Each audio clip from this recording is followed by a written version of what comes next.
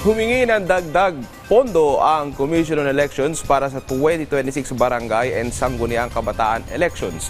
Gusto rin ng komisyon na madagdagan pa mga sektor na kasama sa local absentee voting. Ang detalye sa report ni Mela Les Moras.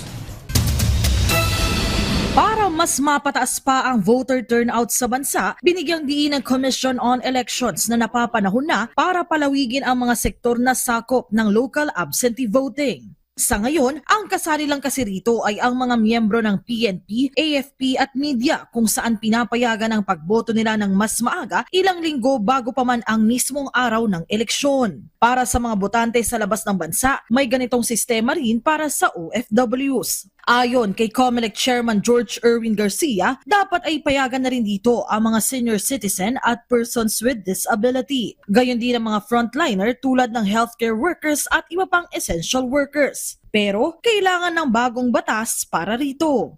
Yung mga nakatatanda, maaari yung iba dyan ay maunahan noong mga regular na botante. So babaliwala rin po yung early voting hours. Samantalang kung pabobotohin natin yung nakatatanda, may kapansanan, ng isang linggo bago mag-eleksyon.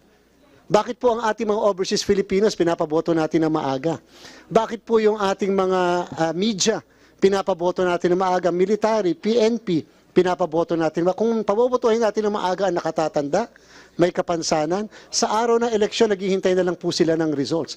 Sinabi ito ni Garcia sa kanyang pagharap sa deliberasyon ng House Committee on Appropriations ukol sa kanilang panukalang pondo para sa susunod na taon. Sa ilalim ng 2026 National Expenditure Program, higit 11.8 billion pesos ang proposed budget para sa COMELEC. Pero gate ng ahensya, kulang ito at kailangan pa ng dagdag pondo para sa 2026 Barangay and Sangguniang Kabataan Elections.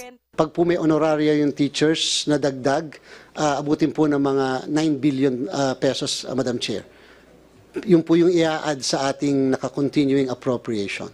Sa ngayon, tuloy-tuloy rin naman ang paghahanda ng COMELEC para sa nalalapit na eleksyon sa Bangsamoro Autonomous Region and Muslim Mindanao o BARM na gaganapin naman sa October 13. We printed up to yesterday 3 provinces already, the provinces of Basilan, Tawi-Tawi, and the SGA, the 8 municipalities of the Special Geographic Area. So ngayon po, we started already with the printing of the Maguindanao South and Maguindanao North. We're hoping to be able to finish all the printing of the ballots, the more or less 2.3 million ballots of the Bangsamoro until completed kasama ang verification September 15, Madam Chair. Bukod naman sa COMELEC, humarap din sa budget deliberations ng Kamara ang mga opisyal ng Department of Human Settlements and Urban Development sa pangunguna ni Secretary Jose Ramon Aliling kung saan natalakay rin ang mga issue ukol sa mga pabahay ng pamahalaan. Una nang tiniyak ng liderato ng Kamara na ang ipapasa nilang budget proposal tunay na tutugon sa pangailangan ng mga Pilipino. Mela Les Moras para sa Pambansang TV sa Bagong Pilipinas.